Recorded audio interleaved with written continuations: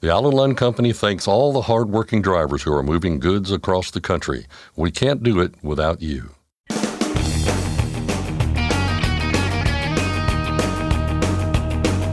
OOIDA, representing America's truckers since 1973, presents Landline Now with your host, Mark Redding. The Federal Motor Carrier Safety Administration has made several changes to the Medical Examiner's Handbook, which guides the doctors who perform DOT physicals. And some of those changes are positive for truckers. I'll discuss that, plus the removal of more than 15,000 doctors from the Certified Medical Examiners Registry with OOIDA Director of Federal Affairs, Jay Grimes. They say age is just a number, and that certainly holds true for one Louisiana man who at 68 has started a new career as a sheriff's deputy. We speak with the former truck driver who decided retirement just wasn't for him. And finally, last week we talked with Marty Ellis about some of the things truckers should do in extreme cold weather. Today we'll continue that conversation, covering what sorts of things you need to have or should have in the truck out with you in the cold. I'll talk with the man who drives the spirit of the American trucker. But first, the news with Scott Thompson. Thanks, Mark. Our top story today. The Owner-Operator Independent Drivers Association is lending its support to a case involving Uber and Postmates that centers on California's Assembly Bill 5. The association filed an amicus brief with the U.S. Court of Appeals for the Ninth Circuit in the case of Olson v. California. To understand it, let's first go back to 2019 for some background. That's when California signed AB 5 into law with the stated goal of preventing businesses from classifying workers who should be deemed employees as independent contractors. AB 5 is based on the ABC test, which says that a worker is considered an employee unless three factors are established. In Olson v. California, two separate drivers for Uber and Postmates argue that AB 5 violates the Equal Protection Clause. A lower court sided with the state. But last March, a three-judge panel for the Ninth Circuit partially reversed the previous ruling. And last month, the court agreed to review the case and is expected to hear oral arguments in March. While this particular case relates to gig companies, there is a separate one filed by the California Trucking Association and OOIDA, which argue that AB 5 eliminates the independent contractor driver business model in the trucking industry and that it violates the U.S. and California constitutions. The Biden administration has announced nearly $5 billion in funding for 37 infrastructure projects nationwide. The money will be going out through two grant programs. The funding includes $1 billion for the Blatnick Bridge Replacement Project in Duluth, Minnesota and Superior, Wisconsin, and another $600 million for the Interstate Bridge Replacement Program between Portland, Oregon and Vancouver, Washington, which will bring updates to Interstate 5. The U.S. DOT received more than 300 applications for funding through the grant programs. The next application period is expected to open up later this year. Meanwhile, there's also grant funding specifically earmarked for 4 truck parking projects. Those include $180 million to build over 900 truck parking spaces along Interstate 4 in Central Florida at 4 separate sites, $92 million for improvements to Interstate 70 that include new truck parking facilities and truck parking information systems, $12 million to Washington State for a regional truck parking information management system at 54 truck parking facilities along the Interstate 5 corridor, and $8 million for the Wisconsin DOT to rebuild a rest area along Interstate 90 in Sparta. That will expand the number of truck parking spots from 16 to 70. In a statement, Transportation Secretary Pete Buttigieg said he often hears directly from truck drivers on the serious challenge of finding safe parking, and this funding will help address the issue. The federal government has stepped up funding for truck parking projects in the past 12 months. Last September, the Federal Motor Carrier Safety Administration announced more than $80 million in truck parking funding through the High Priority Grant Program. Thousands of CDL medical examiners are at risk of being removed from the approved list on the National Registry. In a notice, FMCSA proposed removing certified medical examiners from the National Registry if they have failed to access or update profile information as required. Of the nearly 93,000 medical examiners listed on the registry, the agency has said close to 16,000 are facing removal for failing to update their accounts. The deadline for medical examiners to update that information is February 23rd. Those who have not completed the necessary steps by then will be removed from the registry.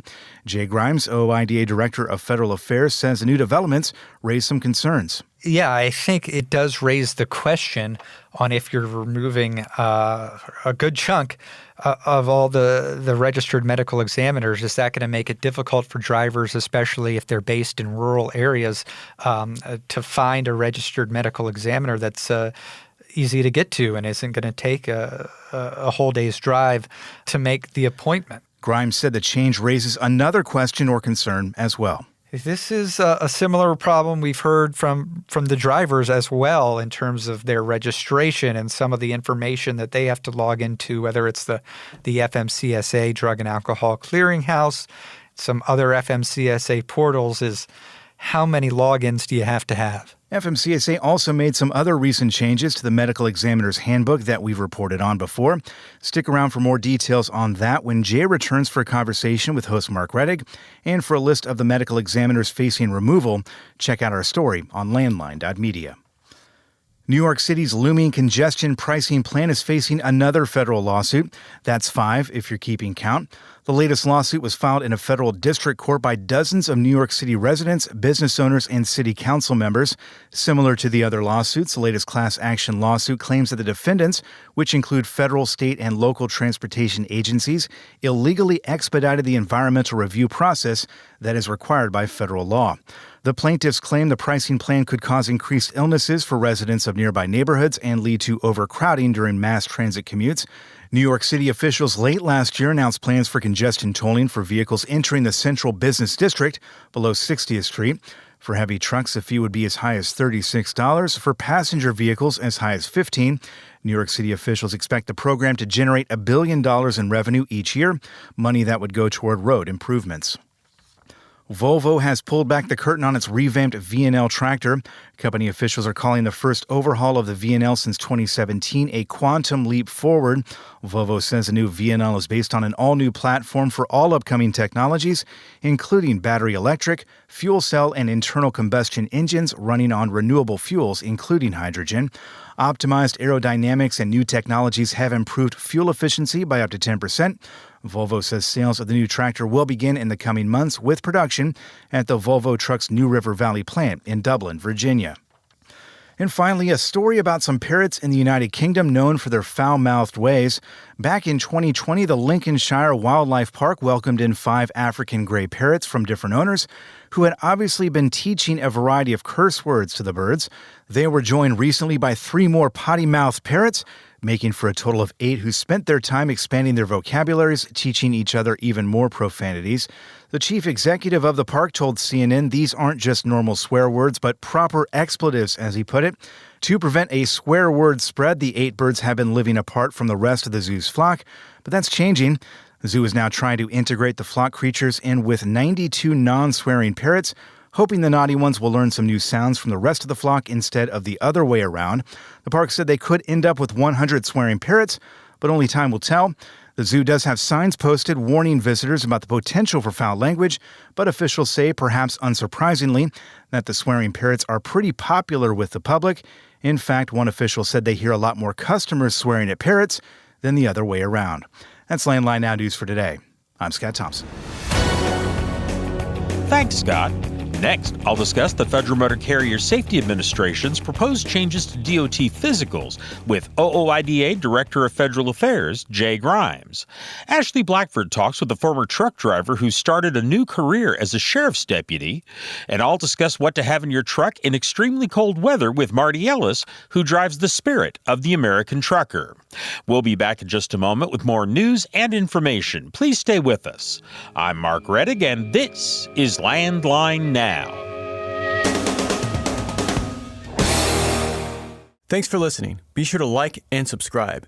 If you want more content, go to landline.media to get updated news, information, and archived editions of our show. Once again, that's landline.media. Are you tired of the IRS following you around like a dark cloud? Call 888-557-4020 and get your life back.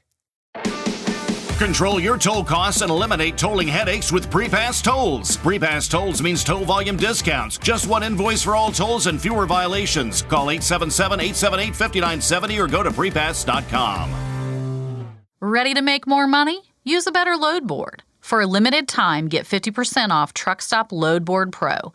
Just go to truckstop.com/go and enter promo code READY2023 when you purchase Load Board Pro.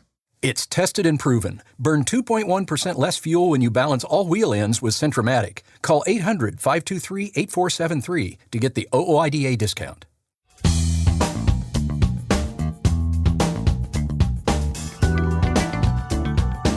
The Federal Motor Carrier Safety Administration has made several changes to the Medical Examiner's Handbook, which guides doctors who perform DOT physicals. You're listening to Landline Now. This is Regulatory Roundup, and I'm your host, Mark Rettig. I'm joined, as always, by OOIDA Director of Federal Affairs, Jay Grimes. Jay, thanks for joining me. Great to be back. Well, glad to have you here. Why did FMCSA choose to perform this update at this point in time? Yeah, and this has been a long process, and it goes back to a previous version of the handbook that I believe was taken down around 2015. And basically, that handbook, which is a reference for certified medical examiners as they carry out the medical qualifications and perform evaluations, contained a lot of prescriptive information, contained a lot of gray area, a lot of, some cases, inaccurate information as it related to medical qualifications and medical regulations. So we were seeing a lot of instances where CMEs were relying on their handbook. It was kind of going in opposition to what was in regulations, and it really didn't help individuals, get a fair medical evaluation as they got their initial or annual checkups and CDL qualifications. So FMCSA, with the help of the Medical Advisory Board, has undertaken a process to update the handbook, and that's been a few years ongoing. I can remember quite a few meetings that I've been in attendance about where we've debated different words, phrasings, lines, referencing regulations, and all sorts of stuff. A couple years ago, FMCSA put out a draft version for public comment, and now this week we have the updated 2024 Medical Examiner's Handbook. One thing that I know is something that people have been trying to clarify and are concerned about. They say this is strictly advisory or guidance. What does that actually mean, especially in terms of what happens in the exam room? Yeah, the hope is that relying on the guidance will not prevent anyone who is fairly qualified on the regulations, meets the regulatory qualifications and criteria, from getting checked off by the CME. And then again, that was, a previous problem. So, FMCSA, and this was one of our strongest recommendations, that they've really got to clarify up front throughout the handbook. And I think they've done a pretty good job of this, explaining that the handbook is just guidance. It does not have the force and binding nature of regulation. So it's kind of, a little bit twofold, that if a driver's going into the exam, the CME should be following the regulation. They've got the handbook and guidance for reference, but at the end of the day, they should be following what's in the medical qualifications and the medical regulations. I'm sure some folks are concerned that some doctors may treat the information as more than advisory. What is our experience with that in the past? Yeah, this is kind of an ongoing frustration between drivers and certified medical examiners who in some cases are not the driver's primary physician, do not have a thorough understanding of the driver's medical history, and that can kind of create some confusion and I think some differences in medical opinion. So, I think that's one of the things we've alerted FMCSA to, this National Registry of Certified Medical Examiners, when it's operational, when it's functional, can be kind of helpful in alerting FMCSA to some examiners that we think are not following the regulation. I'm wondering if we can get a little bit into the changes here. Is there an overall theme or certain areas that these changes fall into? Yeah, I think first it's a little more streamlined in the order and the structure of the handbook. The latest handbook is 120 pages. The previous handbook, I think, was 262. So it's a little more, I think, common sense for the examiner and kind of follows the order of how they would perform the medical evaluation. Then you've got up front these stipulations between regulation and guidance. So I think it's much better in kind of laying out what the purpose of the exam is, presenting the information in a logical order. And I think it can potentially be a pretty useful resource for medical examiners and at the same time ensuring all the regulations are followed. And I think, perhaps one of the most controversial aspects of this handbook throughout its variations has been this section on sleep apnea. And this, again, has been a heated debate, not only between industry stakeholders, also FMCSA, Congress, and the Medical Advisory Board as well. And in my interpretation, I think that the Examiner Handbook doesn't clarify all the gray area in sleep apnea, but it does improve upon kind of establishing, okay, these are the things to look out for, but you can't automatically disqualify a driver if they have a certain body mass index, if they have a certain neck size. You can't automatically ship them to an expensive sleep study 100 miles away.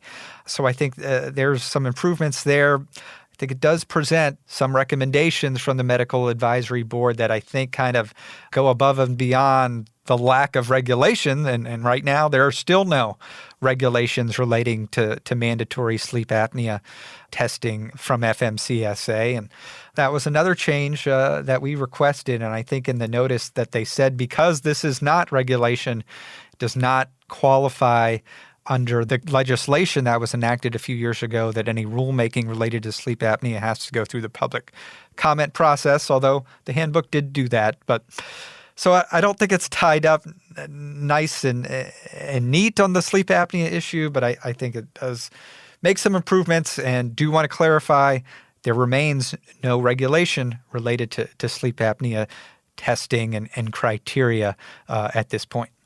A big part of the changes involves hypertension or high blood pressure, which I know affects a lot of truckers out there.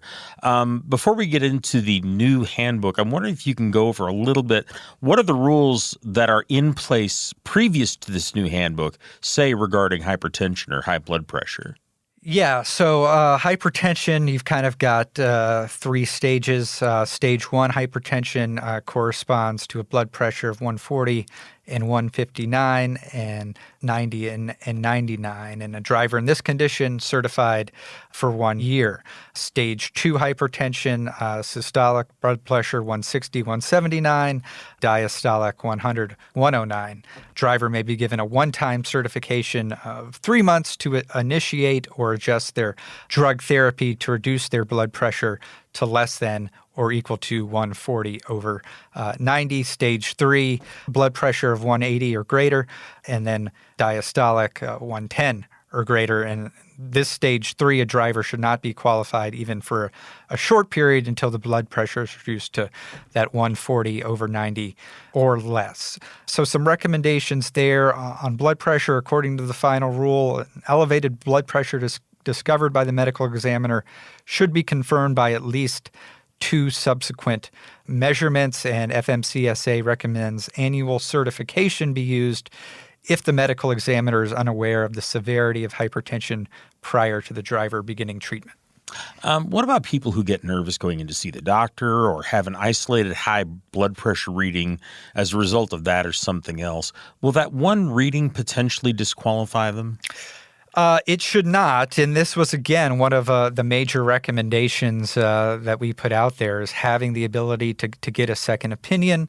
And FMCSA, in the final rule, says that they've incorporated a suggestion from OIDA to add that individuals may request a second opinion and physical qualification examination from another ME if they choose to, but they're expected to provide the same medical information.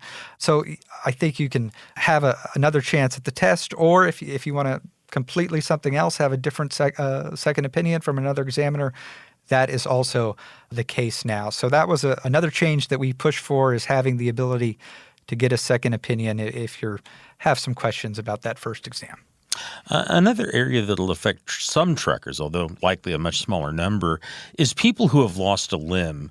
And again, obviously not a big number, but still for those folks very important.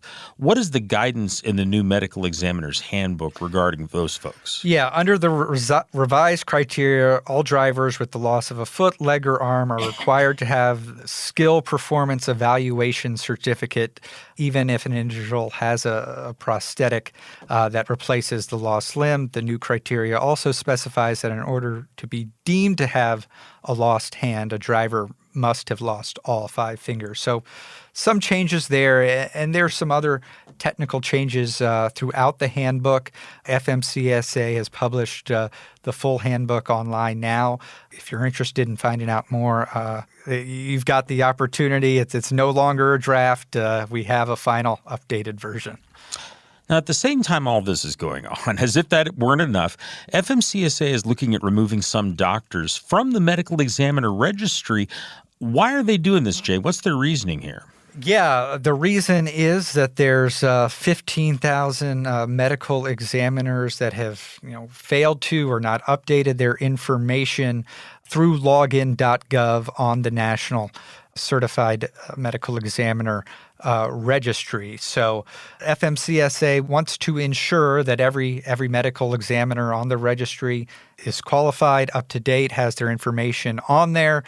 And that's been an ongoing process since the CME registry final rule was implemented back in 2012. Obviously, there's been some hiccups along the way in terms of the information systems and the online cybersecurity of the registry, but in anticipation of some other provisions of the rule going into place in 2025 on how CMEs exchange data between the states and FMCSA, they want to make sure that everybody registered on the registry is official and up to date. And FMCSA has found that I think of the about just over 90,000 medical examiners listed, 15,700 are facing removal for failing to update their accounts.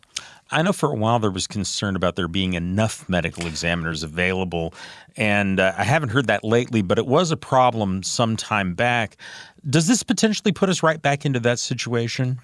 Yeah, I think it does raise the question on if you're removing a good chunk of all the registered medical examiners, is that going to make it difficult for drivers, especially if they're based in rural areas, to find a registered medical examiner that's easy to get to and isn't going to take a whole day's drive to make the appointment? So I know FMCSA did say they kind of try to ensure geographic dispersion among the registry, but they didn't really paint a county by county listing necessarily. So do want to make sure that if these 15,000 don't know if they're still active, there's some questions there if they still haven't gotten the word out.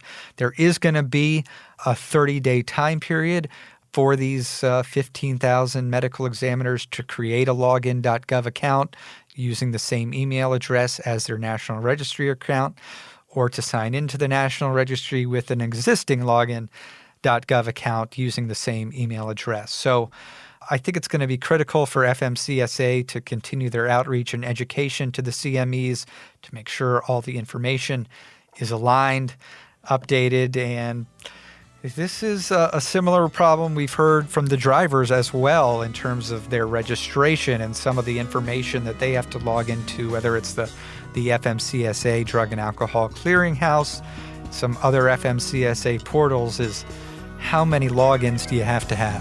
Okay. Well, Jay, we've run out of time here, but thank you very much for the information. Thank you. I've been talking with Jay Grimes of OOIDA. Landline Now will be back in a moment. Attention professional drivers, are you behind on your tax filings? You owe money? Integrity Tax Relief Group frees drivers from IRS trouble. You watch the road, we'll keep an eye on the IRS. Call now, 855-976-4291. Dispatch, I picked up that load of steel, so I'm ready to roll. Sounds good. Remember, we're getting paid by weight, so make sure to use a CAT scale. I wouldn't weigh anywhere else. Forget miss accuracy when you're truck on a CAT scale. Landline now, welcome back. They say you're never too old to learn, and Thomas Fortenberry is living proof of that. The 68-year-old has started a new career with the Lafourche Parish Sheriff's Office in Louisiana. He joins me now. Thomas, can you start out by talking to me about what you do at the Sheriff's Department? I'm at the Lafourche Parish Sheriff's Department in Louisiana, and at the present, I'm working as I'm a certified deputy, and I'm working as a correctional officer. Now, can you walk me through, you were retired. What made you decide to go to training and go back to work? I just felt like I had more to give to my community, and I was getting restless being retired. As I said before, you can only play so much golf or fish so much. And like I said, I just felt like I had more to give back to my community. In the past, I've served my community as a police officer and as a mayor, and I served my country as a Marine, and I just felt like I had more gas in the tank. I couldn't just sit at home. And you touched on a few jobs you've had in the past. Can you kind of walk me through your work history over the years?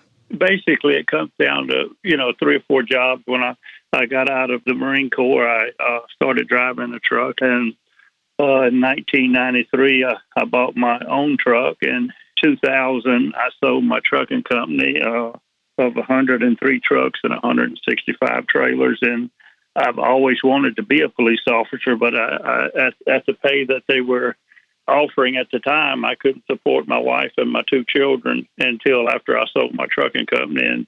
And that afforded me the opportunity to go to the police academy in Mississippi in 2005. I was 50 years old then, and I completed that academy. I was actually elected president of the class for that academy, and then I served as a police officer for 5 years in my city of Goshen, Mississippi, and I wasn't pleased with some of the decisions that was made by the administration at the time, and so I decided to run for mayor of my city. And of course, you couldn't be a duly sworn officer and run for a political position in the same city. So I was terminated from my job as a police officer. And so I bought me some push cards. I've never been in politics before, but I bought me some push cards, saying, hey, my name's Tommy Fortenberry, and this is what my goals are for the community. And I got on my bicycle, and the city that I was elected mayor at is the largest city land-wise in the state of Mississippi.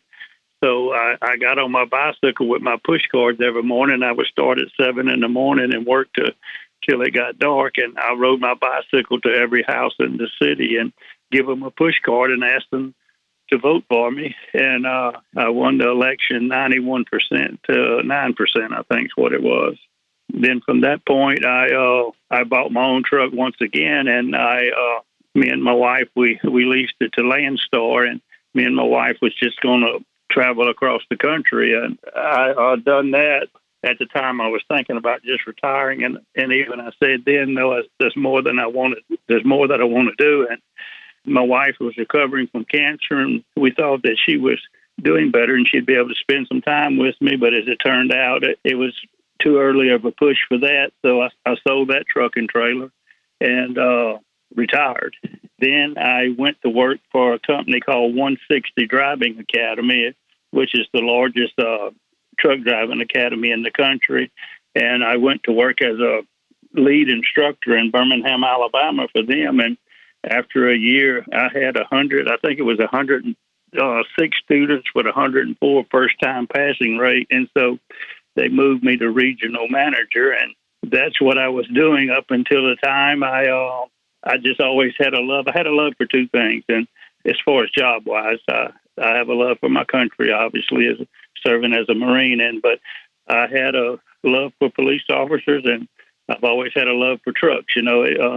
Once you start trucking, it kind of gets in your blood, and it's the same thing with being a police officer, being a peacekeeper for your community. So those things just always intrigued me, and that's what. And I was about a year ago, maybe 2022, I ran into the sheriff of Lafourche Parish, which he's acquainted of mine for about 40 years, and I've always respected him. He's always shown to be a man of integrity, and I knew him, like I said, back when he was a state trooper, and he ran for sheriff, and I think he's starting his 9th term as sheriff now. And like I said, I always considered the man to be a upright man and a man of integrity. And I seen him in a restaurant, and I said, I'm retired right now, but I believe I still have more to give if you could use me. And he said, sure. He said, come on, we'll find something for you to do. And I thought that meant maybe like a crossing guard or something like that. Not that there's anything wrong with crossing guards, but that was not going to be my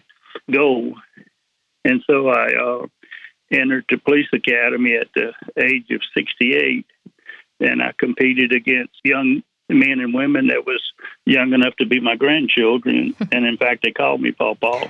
But I done 68 push-ups in a minute and was like 3rd or 4th in the class, and by far at my age was the most that was done. But that was just goals that I set. And when I decided to go to the police academy, I wanted to go there to compete, not just to help the old man along. I wanted to be able to do anything that anybody else could do. And so that's what got me to that point. And from my brief research, I think I'm the 2nd oldest man in the United States to complete a police academy at my age and become a full-time officer. Wow. That is very impressive. I want to go back to your time in trucking. What did you enjoy most about what you did in the trucking industry? Well, the thing that I enjoy the most, and a lot of times it brings me back to it when I seen it.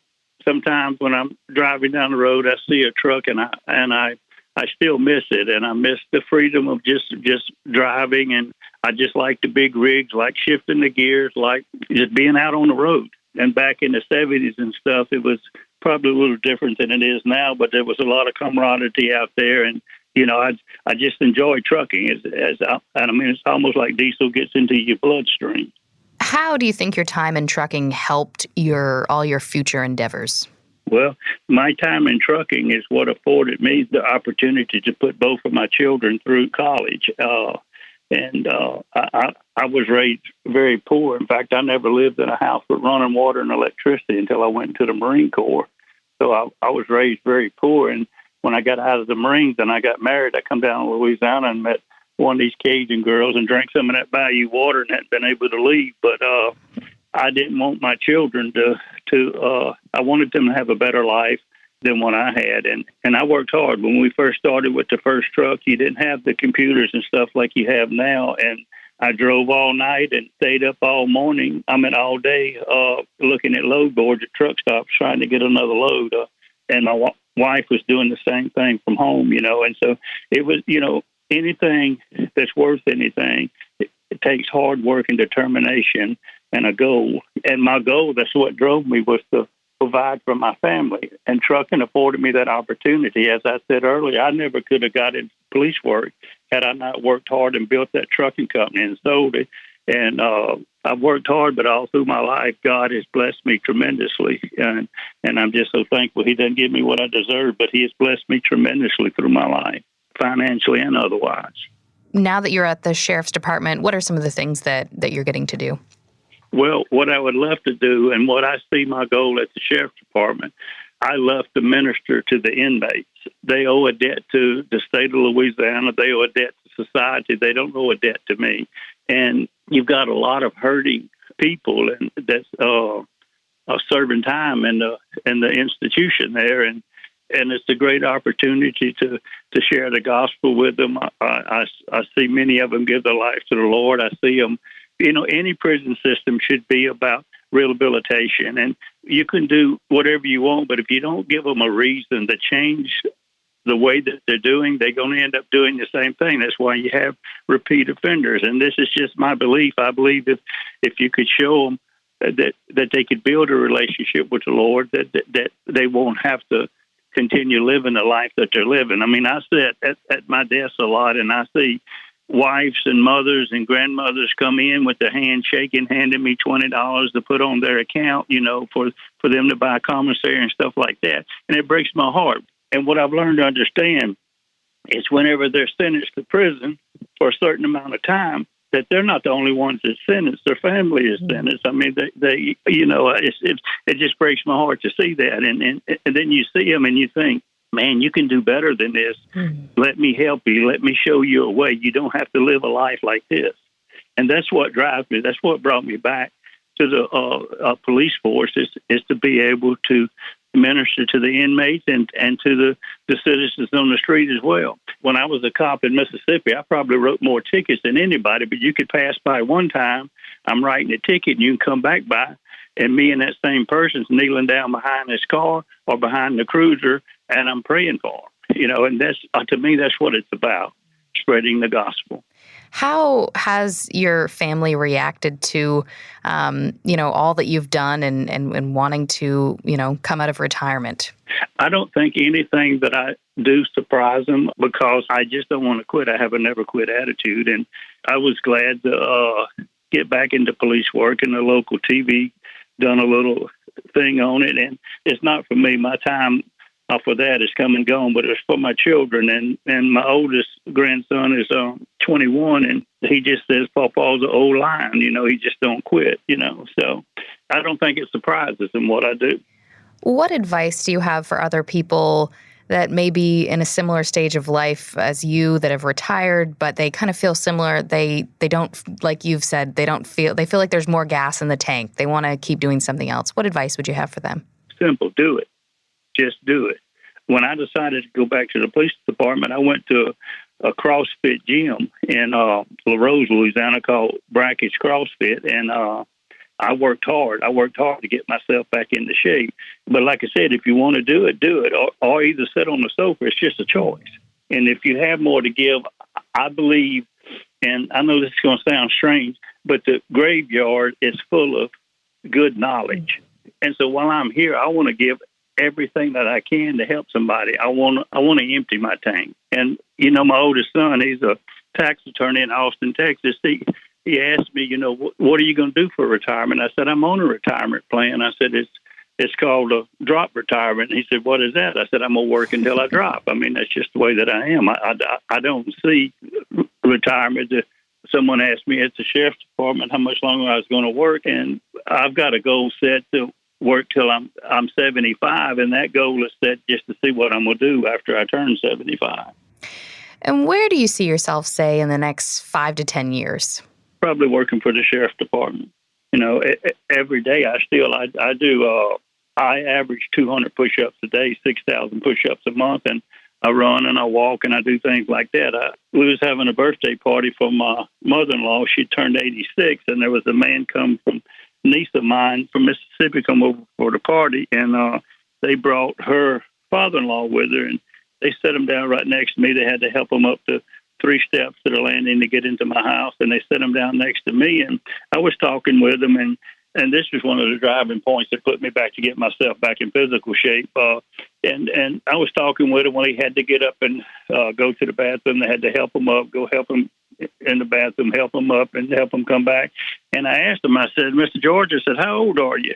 He said, I'm 70 years old. And I thought, my God, he's 2 years older than me. I said, I can't be like that in 2 years. And that's what put me back to pushing myself hard to get in shape. I just don't want to be like that. I want to keep moving. I want to, like I said, I want to work until I drop, That was Thomas Fortenberry, a certified deputy working as a correctional officer at the Lafourche Parish Sheriff's Office in Louisiana, proving that age really is just a number. For Landline Now, I'm Ashley Blackford. Stay tuned for more after this.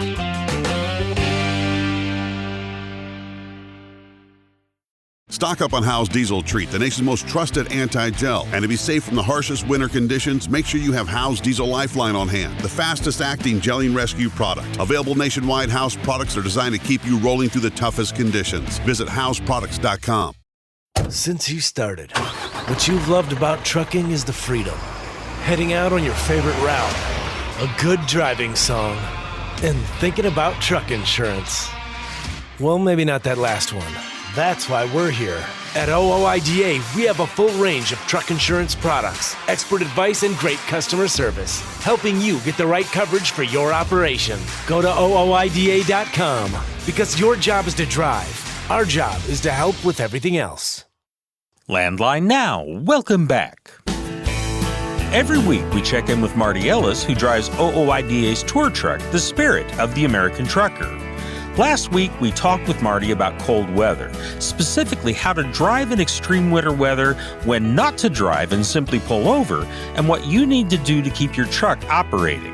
This week, we continue that conversation, covering what sorts of things you need to have or should have in the truck when you're out in the winter cold. Carolina west to Denver, up to Bangor, west to Austin, coast to coast, sea to sea, sail on, sail on. Well, Marty, how are you doing? I am lovely, Mark. And you? Doing real well. Where are you at right now? Well, it's amazing, but I'm down here at Joplin, Missouri, at the 4-state truck parts. They have just an amazing set of truck parts, not just the fancy stuff, but just a lot of good things that you're going to need. Hoods, wheels, it goes all over the gamut. And it's huge. Here at Exit 4 off of I-44, the Martins, they have a great place, and they were gracious enough to let us come over here and get set up during our little bit of a scheduling challenges right now. So we really appreciate him. And one thing I got to say for 4 states is a lot of truck part places don't have prices right by the part that you're looking at. And everything that I saw in the store has prices on. And I don't know about you, Mark, but I really appreciate that. Yeah, absolutely. It seems pretty basic, but yeah, there are places that don't do that, and they really should. Well, while we're on the topic of parts and stuff, last week we were talking about kind of cold weather preparations, and I know one of the things you wanted to talk about this week was what sort of things that you should be keeping in your truck. And even though the cold is abating in some parts of the country, it's still January going into February. I wondered if you can give us a few ideas of some other things people need to keep in the truck while they're getting through the winter weather.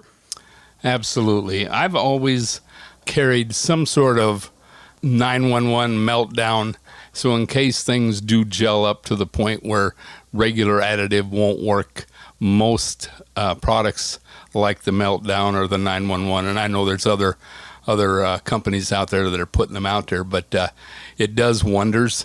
It's not miracles, but it can get you out of a jam. I also like to keep extra additive with me, and it just because not only I might need it, but the guy next to me might need some, and it might keep him out of trouble. One of the winters up there in South Dakota, it was 20 below, and I saw a big tanker pulled over, and I didn't know, but it was just another company that was just a few blocks away from the company I worked for, and but his fuel had run out of one tank. The crossover line had froze up, so he wasn't getting any fuel over at the tank that the engine draws off of. So we were able to put some meltdown in, and it just wasn't getting down to that crossover. We ended up siphoning fuel out of the one tank and moving it over with 5-gallon buckets back and forth, and we were both a mess when we got done, but he could have froze out there, so we were able to get him going again and get him down to the next place so he could fill up with fuel, and so it all worked out well. But it's always good to have some sort of supplies to help others out. Absolutely, and you've mentioned, of course, water and food is another thing that you might want to have some extra of, right? Absolutely. I always like to keep jugs of water, bottles of water. You never know when you might get stuck, even right on the road. It doesn't have to be out in the middle of nowhere. I read a story about where over on the East Coast there was a big shutdown for hours on end, and truck drivers that had extra bottles of water, we're able to share that with even the four-wheelers out there that were stuck and they weren't prepared for this. And so you can have your water, have, even simple snacks like candy bars or granola or, shoot cans of pork and beans, whatever, something to get you by in case you are out there for any extended length of time. And something else you've mentioned that people need to keep extra of is DEF, diesel exhaust fluid. But, of course, they have that at the pumps now. Why do you think people need to be carrying that with them in the cold weather? Well, I just talking to a buddy, and he went through that recent really bad cold snap. He was finding 10 to 20% DEF was working. So 80 to 90% of the DEF was not working at the pump.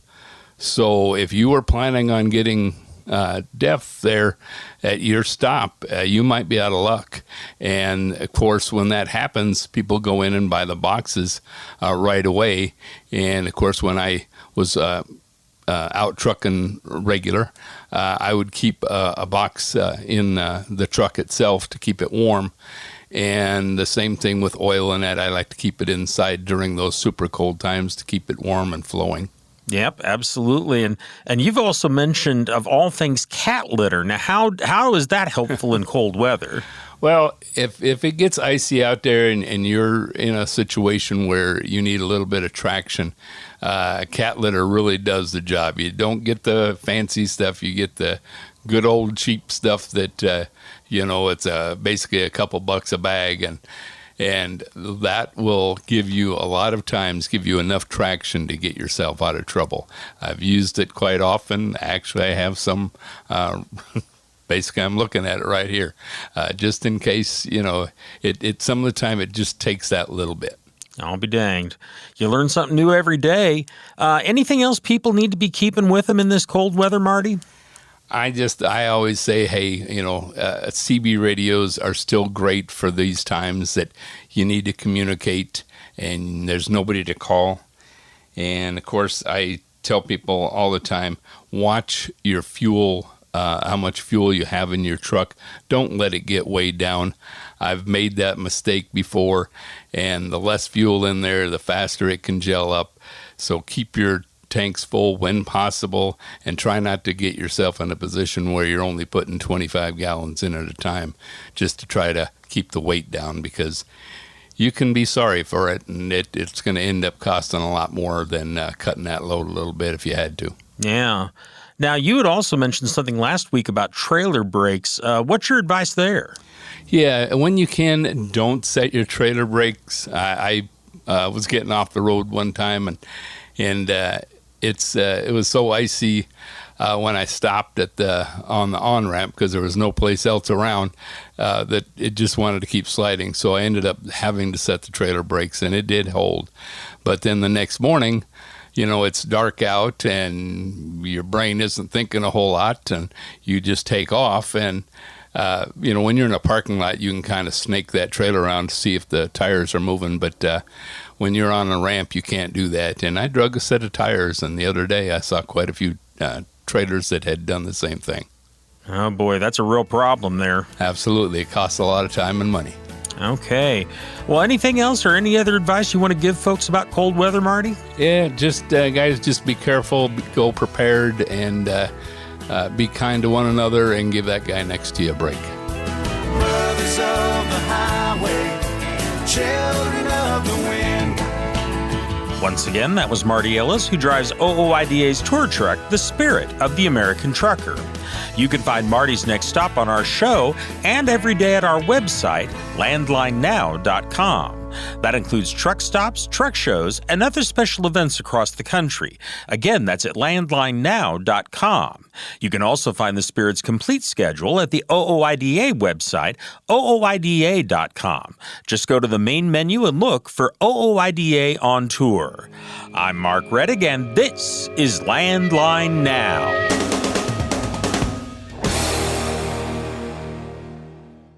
Thanks for listening. Be sure to like and subscribe. If you want more content, go to landline.media to get updated news, information, and archived editions of our show. Once again, that's landline.media. I'm a dad. A son. A husband. Wife. I'm a writer. Photographer. I farm. I'm a veteran. I love old cars. Fishing. My kids. Chrome. And I am a professional truck driver. And together we are OOIDA. OOIDA was founded by truckers to stand up and speak on behalf of truckers. We've done that by combining the individual voices of our members into a single, powerful voice. Protecting your interests, defending your rights. Join us! Make your voice heard. Join OOIDA, the Owner-Operator Independent Drivers Association. Call 1-800-444-5791 or visit OOIDA.com.